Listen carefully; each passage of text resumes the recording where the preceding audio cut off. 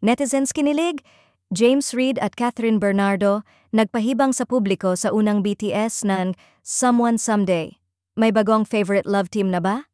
Biglang sumiklab ang social media matapos i-release ng Dreamscape Entertainment ang unang batch ng behind-the-scenes photos mula sa upcoming teleserye ni Catherine Bernardo na Someone Someday, kung saan unang beses niyang makakatambal si James Reid sa isang primetime series.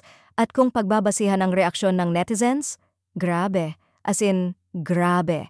Kahit wala pang full trailer, malakas na agad ang chemistry ng dalawa at yun ang nagpa-viral sa kanila ng mabilisan. Sa mga litratong inilabas, makikitang relaxed, natural, at sobrang at ease si Catherine at James sa isa't isa. Hindi pilit, hindi awkward, kundi parang matagal nang magkatrabaho. Dahil dito, pumutok ang comment section ng Dreamscape. Unexpected pero bagay pala sila.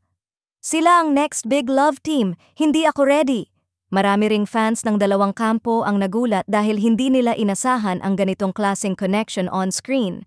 At dahil sa vibes na nakita nila sa photos pa lang, tinawag ng ilang netizens ang tambalan nila bilang the new favorite pairing of the year.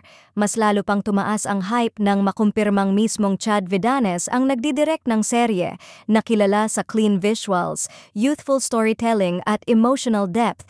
Kulang na kulang para i-highlight ang cool charm ni James at mature glow-up ni Catherine. Ngayong nagsisimula pa lang ang taping, pero ganito na kalakas ang kilig at suporta, malinaw ang hiyaw ng mga fans. We want more of them. Sa ngayon, mukhang may bagong power duo na pinoproblema ang fandom world at sila ay sina James Reid at Catherine Bernardo.